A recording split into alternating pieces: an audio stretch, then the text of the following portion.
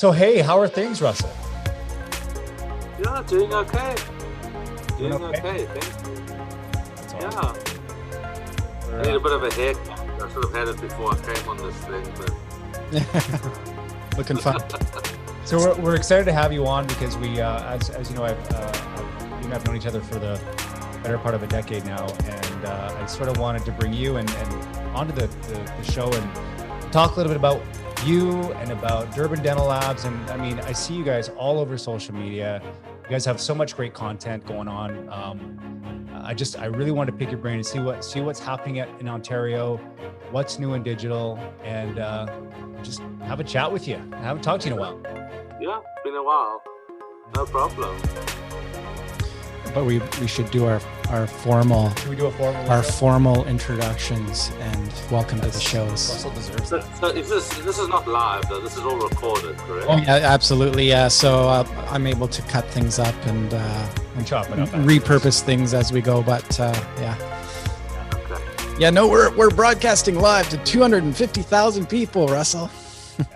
So Let's welcome. go. Yeah. We're ready to rock. Welcome to the Dentist on Demand podcast. I'm Tyler McClendon. And as usual, we've got the talented Mr. Mark Wagner. Today, we're super excited to have with us Mr. Russel Brown from Durban Dental Labs. Russell, how are you today? I'm very well, thank you. How are you guys? Well, I always say it's Friday, so that's always There you go. yes. It's still morning here, but we're ready to hit the pub. No, I'm just kidding. I'm just kidding. We might have already hit the pub. We start here.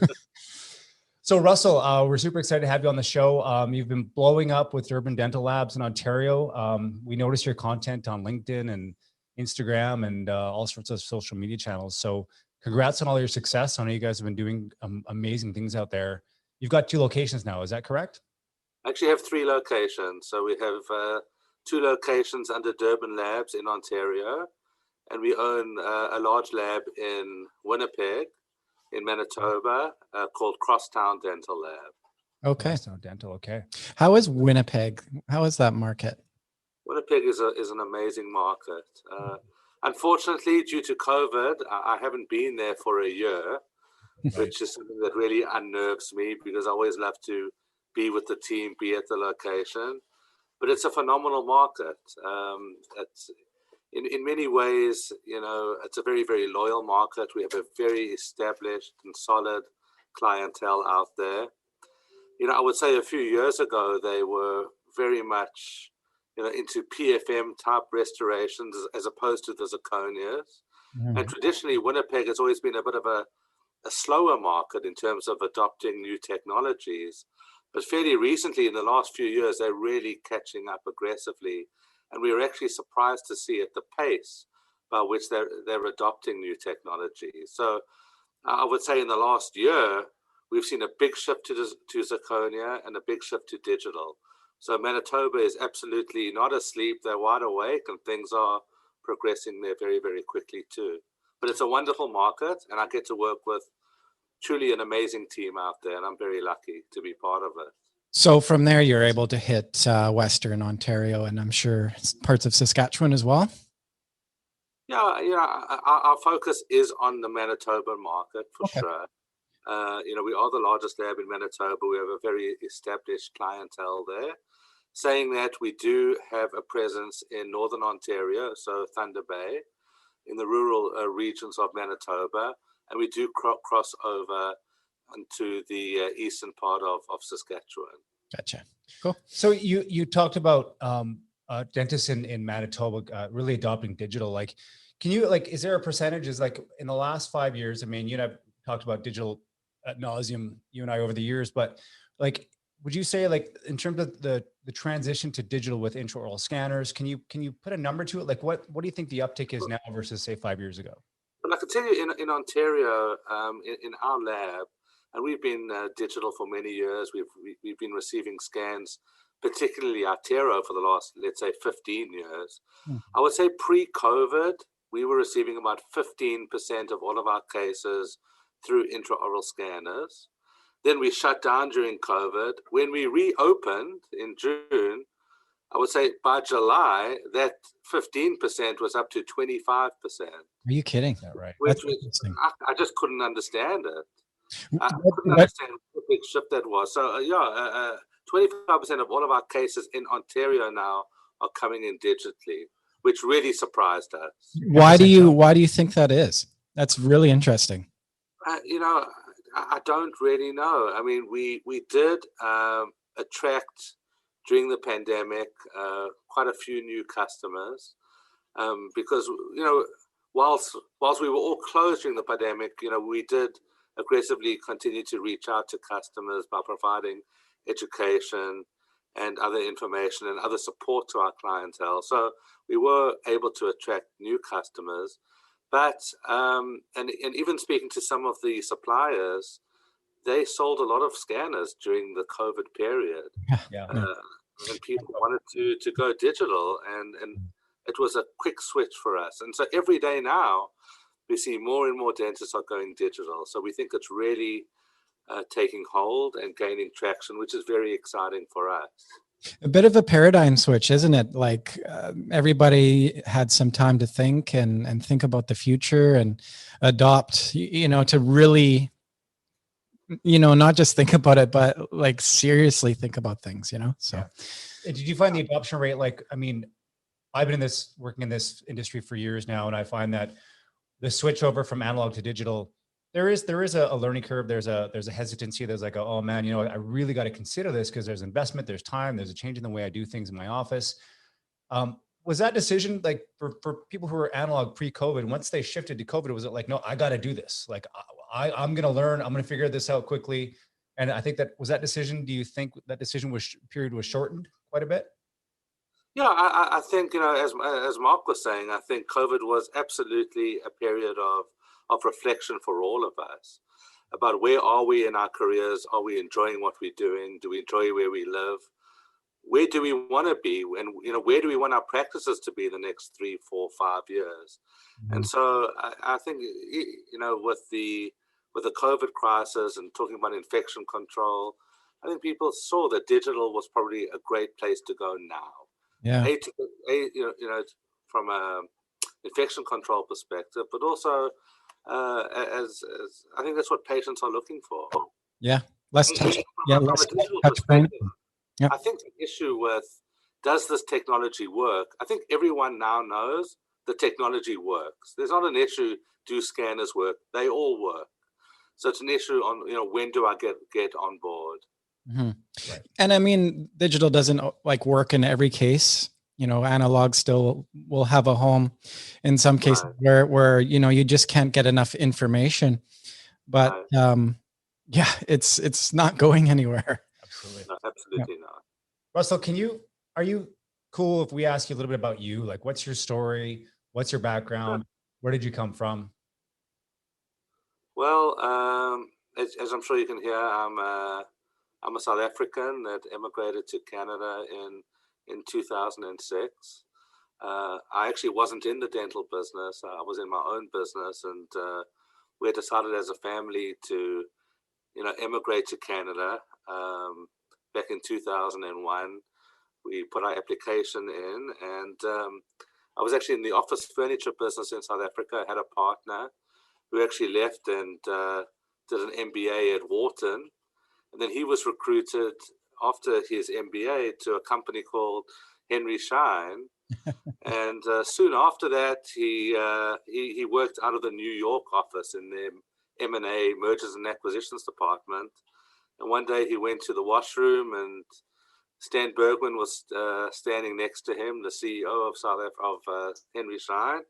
And he said, "Gideon, I need another South African accountant. Can you find me one?" So I ended up getting a call from a company I'd never heard of, Henry Schein. I don't know who that was. And they said, "Come for an interview." And so I wasn't really looking for a job at the time, but when the CEO of a Fortune 500 company says, "Come meet me," you get on the next plane and you come. You go, that's right. So I met with Stan. It was a wonderful, wonderful opportunity, and he offered me a job. And I said, "But hey, we've applied to go to Canada. Is there any opportunity there?" And he said, "Well, funnily enough, Ash Temple just merged with Henry Schein Arcona, and they needed a lot of help with that transition. And I guess the rest was history. So I joined Henry Schein in 2006, and it was I had a great time there. Yeah. Met great people. Absolutely. You hired me. I did. As far as I remember, we hired you at the PDC convention. Am I correct? I think it was in 2013. Oh, the national sales meeting. Sales meeting, yeah. So I was, I popped in real quick to meet you to do a face-to-face, and I do remember, I was like, okay, I'm getting this job. Like, I want this job. I'm getting it. I don't care what happens. This is happening today. And I think, to quote you, I think you said, well, you haven't really given me a reason to not hire you. So let's give it a go. So, yeah. I thought your background as an actor was fascinating. Well, I thought, well, maybe this guy could fake it and make a really good sales guy. Yeah, he still does. Yeah, you've nailed it. No, but you know what? It's been a tremendous, like, my time at Henry Schein has been absolutely like a rewarding, tremendous experience. And you know, I've never had a full chance to put it on record, but thank you for hiring me at Henry Schein. It's been a fabulous ride. From what I hear, it was one of the best hires we ever made. Well, thank you. Yeah. Now you're just making fun of me. No, I'm just kidding. No, thank you. So yeah, that's your story. And so tell us a little bit about your decision. So moving into Durban Dental Labs, how did that become around? Yeah, I think, myself and the team at Henry Schein, we worked through a very hard transition at the time with the merger. We invested in a lot of good people. We put a very, very good structure in place. And I think Henry Schein, was really set up for tremendous success, and like it is today. At that time, after being there for 8 or 9 years, I think I started to yearn for the days that I owned my own business back in South Africa, when I was an entrepreneur. Mm-hmm. And as part of my duties, I guess I was partly responsible for Zahn. We had just hired Bill Dow, who's a leader at Henry Schein today. And by hiring, he was very energetic, a lot of energy, a lot of passion. And I thought, I'm going to help support this guy. Let me learn a little bit more about the lab business, which I did. I went to Chicago a couple of times, met with some of the lab customers, and I think just fell in love with the business. Really just saw that this industry is going through such dramatic change. And I think I could add value because a lot of the lab owners, it is a very fragmented industry. It is run by, a lot of technical people that may not have the required business knowledge to go through that evolution. So I thought, you know what, this seems a bit chaotic to me. It seems like there's a lot of change happening here. And I just got excited in that I think I could add, some value. And for me, whenever there's chaos, there's opportunity. And I sensed a lot of chaos in the lab business, and it appealed to me. And it took me a while to make the decision because I loved what I did at Henry Schein. I worked with amazing people who continue to be close to me today. And I think to leave was a very, very tough decision, but I just couldn't, hold myself back. I was so excited at the opportunity of creating a business out of this lab business that I eventually took the leap. It was extremely scary at the time. I think I felt sick for months afterwards, but that's what led to that decision. And it's a brave leap. I mean, I saw a soundbite recently where it said, when you're scared to jump, that's the time to jump. Yeah. Right. Did you feel that? Yeah, I just figured I was 39 years old at the time. And I said, well, life is really short. And if I don't take the leap now, it will never, ever happen.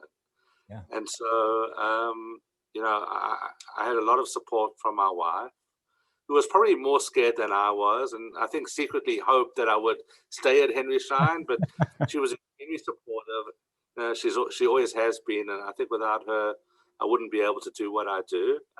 But yeah, it was extremely scary. And I must say for 3 or 4 years after I made that decision, it was very tough.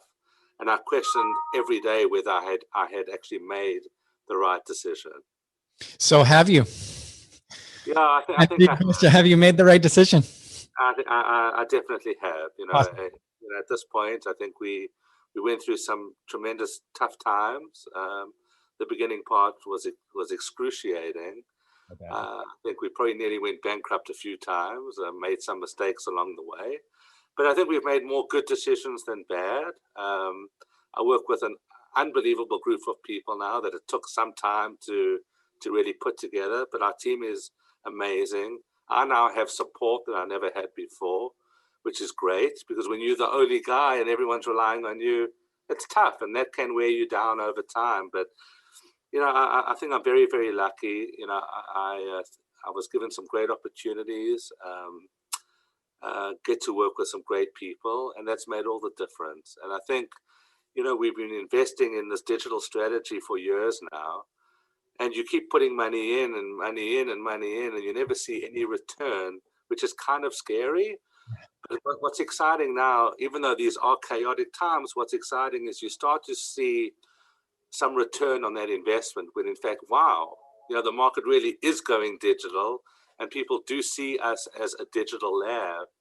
And when we start to see that growth, it gets really exciting and really rewarding. So I think we're in a good place. We're well placed for growth with digital, and there's absolutely no looking back for me at this point. Do you think it was an advantage jumping in when you did? Like, because you started from scratch, correct? Yeah, I started off buying a small little lab in Ontario. It was a 4-person lab. Okay. That really couldn't support me at all. And in fact, I went from my job at Henry Schein to the small little lab, which was on top of a Subway restaurant. And I thought the smell was really nice for the first week. And then, after that, it wore off pretty quickly. and I just arrived in that lab. We had 3 or 4 other people. And I just figured, what the hell have I done, and what do I do now? I really didn't know what to do. You just go downstairs and get a Subway sandwich. Exactly, and that's part of my problem, unfortunately. But we all have weaknesses. But that's where it all started from, and it's been quite a journey since then, for sure. And so you must have said to yourself, if I'm going to, sorry, Mark, I know you want to jump in. Yeah. You must have said to yourself, hey, if I'm going to do this, we have to move in a digital direction, like right now. And that's, I think we share a little bit of similarity there, because when I got into, when I started working with Henry Schein, when I really got into dental, I mean, I didn't get into dental that long ago. I mean, it feels long ago now, but when you and I first met, I only had been doing this for a year. So I was just getting my feet wet in the lab world. So for me to start looking at intraoral scanners and mills and all this stuff was like, it was kind of mind blowing for me, but I think I always viewed that as my advantage, because I'm like, I didn't have the analog to draw upon. I didn't really understand the mechanics behind layering porcelain. Over time I'm learning that stuff, but like, do I need to learn that stuff anymore? I mean, obviously I can't speak on, I'm sort of talking about my journey here, but like jumping in at that point in the game, I just went 100% digital. I never looked back at the analog. Right. Well, obviously, the lab can't totally abandon analog. We still do a lot of analog work. There's still a lot of dentists that demand analog, and that's no problem at all. But it was important for us to prepare an avenue by which dentists that wanted to go digital knew who they could talk to for the support, for the advice, for the hand-holding on how to integrate and how to make that workflow work. Because, despite what some people may think, let me buy a scanner, plug it in and start scanning, it's really not that simple. It really is about the workflow. Yeah. How is this workflow going to work in my practice? How am I going to train my staff? How am I going to integrate the protocols? And how am I going to communicate with the lab who's going to give me what I need? And, there are a lot of labs out there that are not digital. There are a few that are, but there are a lot that really are not. And if you don't have that experience, then dentists become very frustrated with the investments that they've made. And, sometimes they'll buy a scanner. If the lab's not equipped, the dentists will just get frustrated, and the technology will not be fully utilized. So we wanted to make sure that we had those expertise, we had that experience. So when the market does go digital, dentists will identify us as a digital lab, which is what's happening now. Yeah, you're a leader in that space. Yeah. So, Digital's happening. It's slowly taking over. Well, not slowly, faster now. Chairside, mills in practice, resin crowns, resin 3D printed crowns, stuff that could be done in practice. What are your thoughts on all of this stuff now coming on the horizon? Yeah, so I mean, chairside dentistry, there's nothing new to that. We do see a quicker adoption of chairside dentistry. But, I don't, and traditionally labs have been very scared to say the word CEREC. It's always been a word that you never really wanted to talk about. But we really embrace it because we are able to support dentists that have CEREC. In fact, we have quite a few CEREC doctors that actually send us scans. We actually do the design for them, and then they either mill it in-house or they let us mill for them. We also, there's a lot of work that the dentists do that they don't want to do in-house, whether it be implants, whether they want to full bridge work or anterior work, that they're able to send us the scan and we're able to fabricate that for them. So I think it's a partnership. I think we can help them with their CEREC. We can help them with that integration, and it's not something to really be scared of. It's something that needs to be embraced. So I think it also boils down to time too. A lot of these clinicians just don't have the time to implement chairside. The design. Right? I mean, I think Russell hit the nail on the head with the design. I mean, yeah. If you're milling in house, you're like, I don't have time to design. I mean, for you to jump in and streamline that process, like you say, with going back to the workflow again, that's huge. I mean, single unit posterior, sure, but it's what is their level? Like, you almost have to hire a technician in practice to roll out a full successful, And I think because there's so much more that can be done in digital. I mean, this is an ever expanding landscape. So to have a trusted lab partner like Durban, like if I'm a dentist in Ontario, I'm working with you guys, I'm like, I'm calling Russell saying, hey, I've heard there's a new printer on the market. Like, should I get into this? What do you think? Like I would call you first to say, what's going on with this technology? Yeah, and I think that's very important for labs to realize that the market is changing. And, as you go more and more digital, you have to think about our own internal processes as a lab, and how can we use digital to make ourselves better. I know traditionally the turnaround time for a restoration is maybe 7 to 14 days for a lab, but we ask ourselves questions like, if we go fully digital and let's say we do a modeless posterior crown, do we really need 7 days? Or could we do that in 3 days and maintain the same quality level? Because if you're doing, let's say, a modeless restoration, you're cutting out quite a few steps.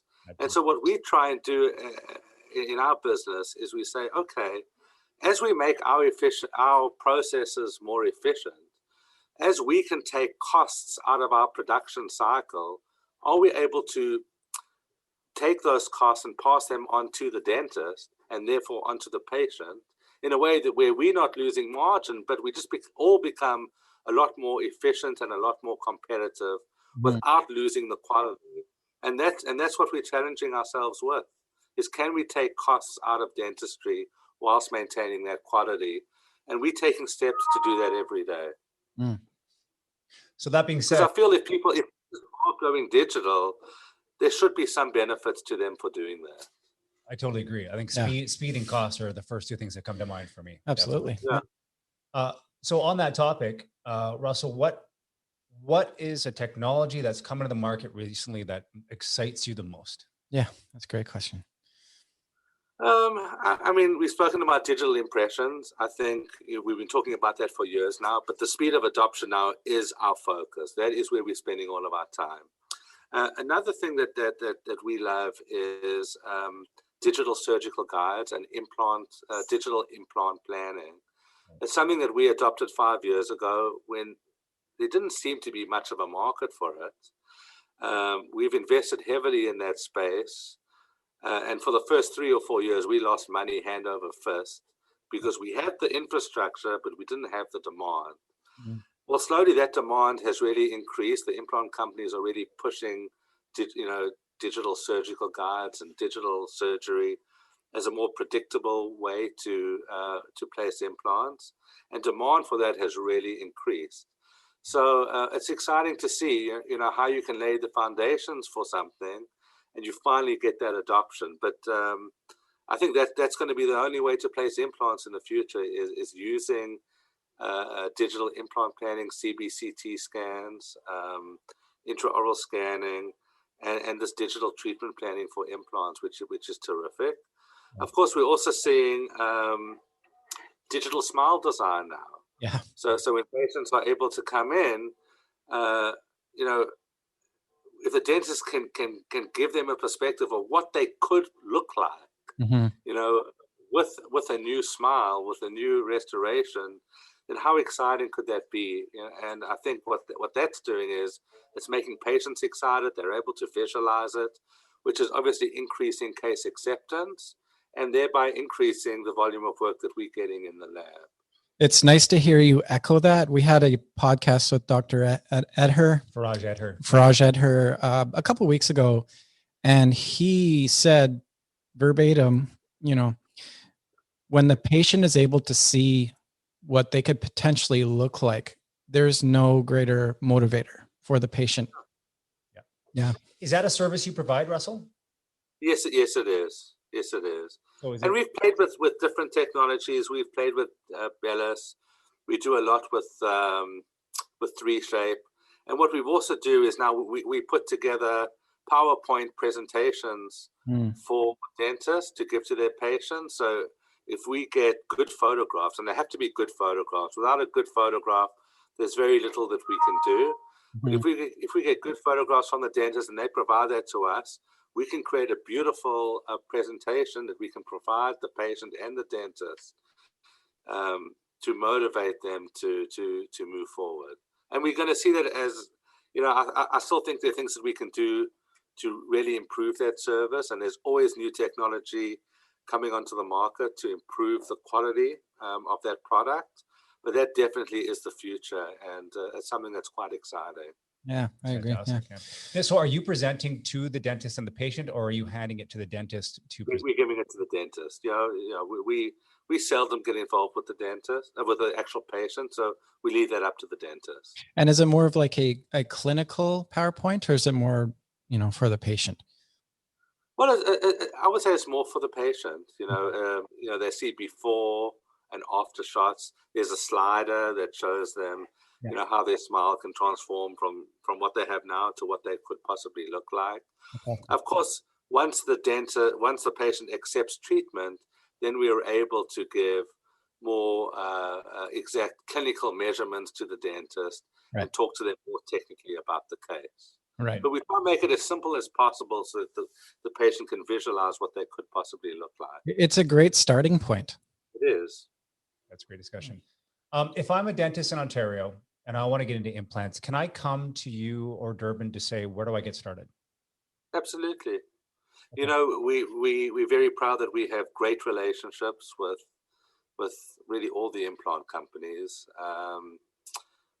We work very, very closely with them. We do a lot of dental CE, a lot of education, and we attend we sponsor most of the dental implant residency courses where dentists can sign up and get taught how to place implants on live patients.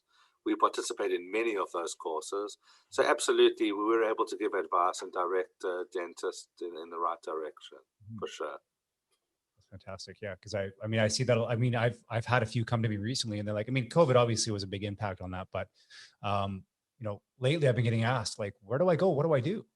Right. It'd be nice to have that go-to to say, you know what, give Russell a call. He'll point you in the right direction. Obviously for folks that I know in Ontario, but we need to clone you. We need a Russell here. You've got some good solutions there. We've got some great partners out here. So Canada is just so geographically huge, right? It is, yeah. Sure, absolutely. Changes in dentistry. You can see I've got my cheat sheet here. Changes in dentistry that you think has had the biggest impact on patients. I think we may have just sort of touched on that, but is there anything else that you see that like changes in dentistry? We've talked about intraoral scanning. We've talked about smile design. Is there anything else that you can see that's happening, that's changing in the dental world, that is having a direct impact on the patient? I think it's just a consumer that is more aware, more educated. They know what they want. They know what implant they're getting placed, and they want it now. We see from a lot of dentists, I want my stuff quicker. We need quicker turnaround times, which is obviously challenging the labs on how we can obviously achieve this. But patients are aware, they know what they want. They're aware of dental materials. It's incredible how much research some of the patients are doing. But again, with digital impressions, with digital implant design, with digital smile design, there's a lot happening. And I think it's all for the betterment of the patient, because when you use a digital impression, it is more accurate. We do see less remakes, and we're able to be a lot more efficient and get a better result, a better priced result, more competitive, and a quicker result for the patient. So it's all benefiting patients for sure. Fantastic. Mm-hmm. Do you have any other questions for Russell? Rugby guy? Oh, good question. I used to watch, but not any. I lost contact with that. I think I've been too busy working. Too busy at the bench. Well, do they show much rugby in Canada? Like, can you see much of it here? No, you can see whatever you want, man. It's all on demand now, right? It's all on demand. Yeah, you sign up for anything, and you get it, whatever you want. Yeah, absolutely. I have 4 kids, and we have a business. I don't have much time for myself. Oh, geez, say no more. Yeah, 4 kids. Yeah. How old? They range. So my eldest is in university, so he's just turned 19. Mm-hmm. And my youngest is 5, so we have quite a span. That is a range. Wow. Yeah. You are busy. Yeah. You don't have time for rugby. Yeah. Well, yeah. Maybe watching the kids play rugby. Yeah, maybe. Yeah. Do you have any ongoing CE happening right now? All the time. All the time. We work with, like I say, 3 or 4 of the implant residency courses. Right. We do courses at our lab from time to time on implants, particularly. And last year, we actually brought out Frank Spear, which was a huge deal for us. Right. It was extremely successful. We had 400 dentists in attendance. We were due to bring him out. Sorry, the year before, we were due to bring him out last year. We had to postpone it. But it's something we would like to do next year. That was really probably our biggest and most successful event we've ever had. And we would like to duplicate that. But education, that's what we're all about. It's a great way to connect with dentists. It's a great way to share that learned experience and to help support them in getting themselves to the next level. And it's a great way for us to cultivate relationships. So it's something that we do most weekends. We're always busy, and we make sure that we fully engage in dental CE. And we partner with some amazing people and some amazing organizations, and that we're very, very proud to work with. That's outstanding. Do you get to take a day off? Yes, that was my question. Well, now I do. Now I actually have some help, which is incredible. So it's good to get some time off and spend time with the family, and not to have that constant pressure. We have a bit of breathing room now. We're doing obviously a lot better, and it's good to just to start to really enjoy what you're doing, which is what I do. I'm very passionate about what I do. Yeah. And it's great to have that breathing room where you can enjoy. And I'm definitely starting to enjoy more and more, because we have some great people on board. If you're not enjoying it, that's tough. Well, it was tough the first few years. It's a battle. People used to say, "Wow, it must be fun having your own business." And I used to think to myself, "Man, I don't even know what you're talking about." But it certainly is fun now, and that's what's so rewarding. You're on the surface. It sounds like that's nice. Absolutely. Yeah. Absolutely. Also, you've always been a very entertaining person to speak to, and you always provide great insight for us. So thank you again for being on this with us. Is there anything else you want to cover before we sign off with you? No, I just want to say I think you guys are doing a great job. Tyler, you've never been happy with the status quo. You're always looking out there, differentiating yourself. I think if you don't differentiate yourself in our industry, you're going to die. this program is one example of how you guys are differentiating yourself and how you're reaching new audiences, and I commend you on it. And I think you guys are doing a fantastic job. Thank you, Russell. Well, we're lucky to know people like you. So I've always envisioned this to say, you know, one day I'm gonna have Russel Brown on one of my shows, and it's always been on my little list there. So I can now cross that off and say, all right, we'll have him on in 6 months. Yeah. We'll do it again. Anytime, guys. Anytime. Yeah. Russell, it was great to talk to you. We'll let you get back. We know you're a busy man. You're in demand. I bet your phone is vibrating like crazy right now. We've heard it. I think I can hear it through Your the phone computer's here. dinging as we're like 100 times here. We better get to it. It was great to see you, my friend. And as always, stay in touch, and we'll have you on again in the future. All the best. Okay. Thanks, Russell. Thank you, sir. Bye.